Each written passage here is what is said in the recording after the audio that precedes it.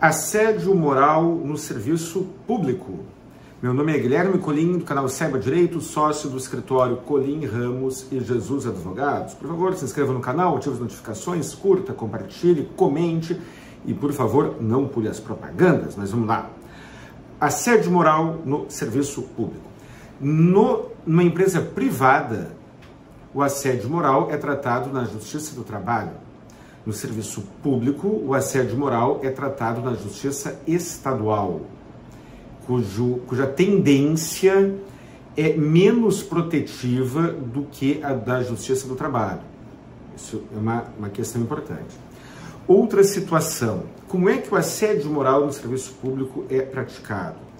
É óbvio que não existe um padrão, não existe uma receita de bolo para assédio moral, mas como é que ele costuma acontecer usualmente? Uma das formas é aquela forma mais direta, a forma mais autoevidente, que é o superior hierárquico agredindo o inferior hierárquico ou algum colega de trabalho, ou um grupo de colegas, ou coisa do gênero, ofendendo com palavras, com agressão passiva, com esse tipo de coisa. E aí fica fácil demonstrar. Mas também acontece o assédio moral de uma maneira mais sutil.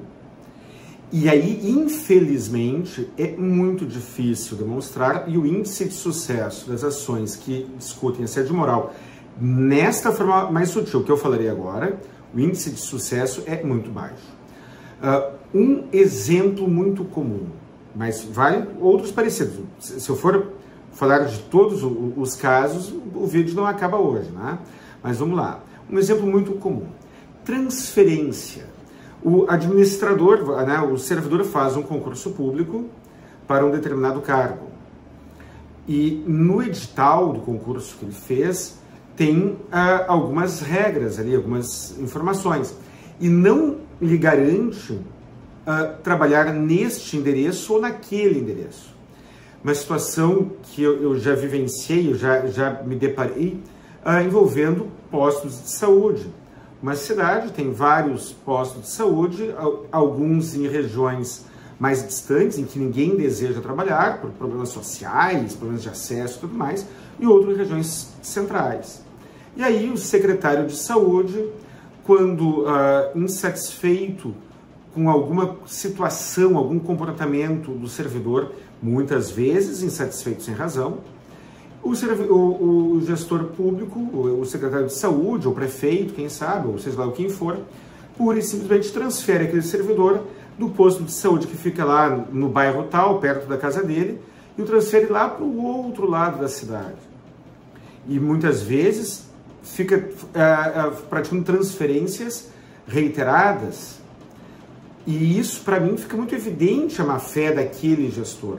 Mas, normalmente, quando acontece isso e o servidor procura o Poder Judiciário, ele não obtém sucesso. Por quê? Existem algumas regras processuais, existem algumas regras de distribuição do ônus da prova, alguns princípios de direito, que protegem a administração pública. Existe a presunção de legalidade e a presunção de legalidade dos atos praticados pela administração pública e a presunção de boa-fé, do gestor público. E aí o ônus da prova sobre a má-fé do gestor fica toda ela sobre aquele servidor que está sendo prejudicado e que pretende ser indenizado. E esta prova é dificílima. Por isso, a maioria do pessoal perde as ações nesta situação. Outra forma de assédio moral usualmente praticada. Isso quando o gestor público tem alguma liberdade, alguma discricionariedade.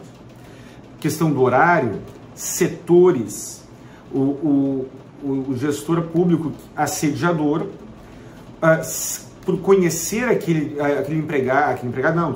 servidor inferior hierárquico, que seja seu desafeto, como é o que acontece normalmente, ele pega e o transfere para um setor que seja incompatível, seja o mais inconveniente possível de maneira proposital.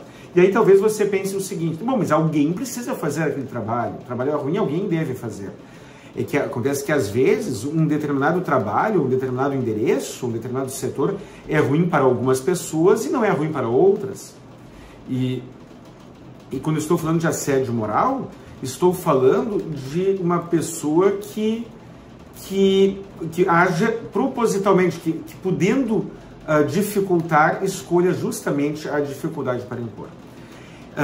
O servidor público vítima de assédio moral costuma ter uma proteção judicial muito menor do que o servidor do setor privado. Eu aqui no meu escritório, se eu praticasse algumas coisas, alguns atos, em prejuízo da minha secretária, por exemplo, eu teria uma grande chance de ser condenado numa ação trabalhista. Mas se eu fosse gestor público e praticasse esses mesmos atos contra ela, dependendo do ato, é óbvio, ela teria poucas chances de obter sucesso.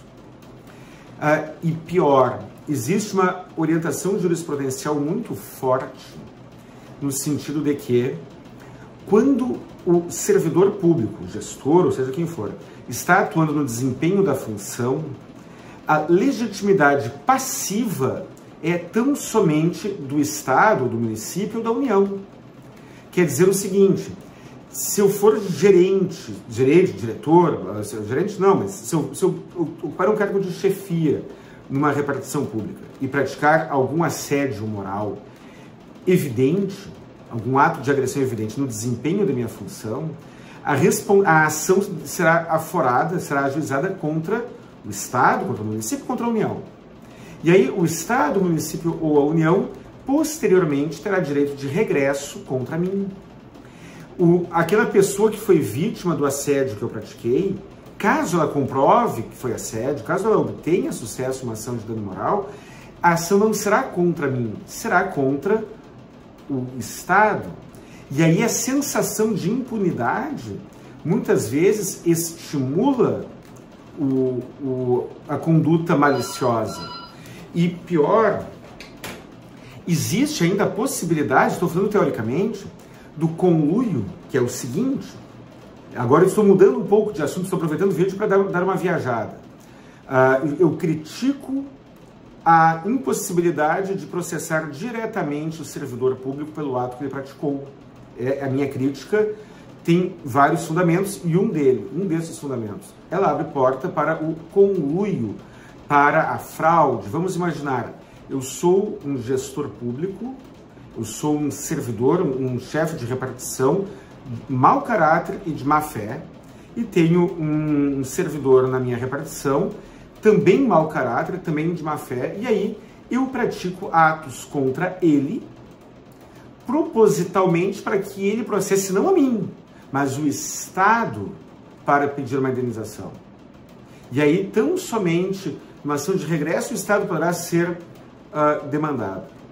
Eu não vejo sentido em impedir ou dificultar o ajuizamento da ação diretamente contra a pessoa física que praticou o ato. Mas essa é a minha opinião, não é o entendimento do Poder Judiciário, infelizmente. Os servidores públicos, quando são assediados no local de trabalho, eles acham péssimas, acham muito ruim esta dificuldade que eles encontram para demandar contra o Estado. No entanto, alguns setores do serviço público, vamos imaginar o setor penitenciário, o setor de segurança pública, o setor de saúde, muitas vezes aquele mesmo servidor, ele teve algum problema, teve alguma indisposição, algum atrito contra algum cidadão tomador do serviço. E aí, neste caso, aquele mesmo servidor que talvez esteja sendo assediado pelo seu superior hierárquico e que acha ruim as dificuldades impostas pelo Estado, talvez ele não ache ruim que estas mesmas regras inibitórias sejam impostas ao cidadão. Porque a mesma dificuldade que o servidor público tem para ser indenizado pelo ato estatal do assédio moral é a dificuldade encontrada pelo cidadão quando ele sofre esse tipo de problema, quando ele enfrenta esse tipo de problema por parte do serviço público em geral. E aí você talvez esteja pensando, bom, mas o servidor público, se ele não pode ser responsabilizado pessoalmente num primeiro momento, para ele tanto faz. Tanto faz até ali, porque sempre existe o risco de uma ação de regresso futura ou não. Nós tivemos aqui no Rio Grande do Sul, não, desculpa, no Paraná, um caso esdrúxulo, em que um juiz do trabalho proibiu que um agricultor participasse da audiência porque ele não estava de sapato, estava usando chinelo de dedos. A audiência foi cancelada e o autor da ação, o reclamante, o agricultor, aquela pessoa que não tinha sapato, né, que foi de chinelo de dedo para a audiência, trocou uma ação contra a União e ganhou. Quem pagou aquela indenização foi a União. Ele não entrou com ação contra o juiz de direito. Talvez o juiz de direito seja demandado ou não numa ação de regresso, acredito que não será. Mas esta é a blindagem que o servidor público tem para o desempenho de suas funções, que muitas vezes ela gera alguns abusos e muitas vezes não. E a regra geral, a regra é criada de uma maneira geral. Ela não é feita caso a caso. Os critérios de avaliação, de distribuição do ônus da prova e tudo mais são criados de uma forma genérica, tentando reduzir o número de situações injustas, mas zerá-los é impossível.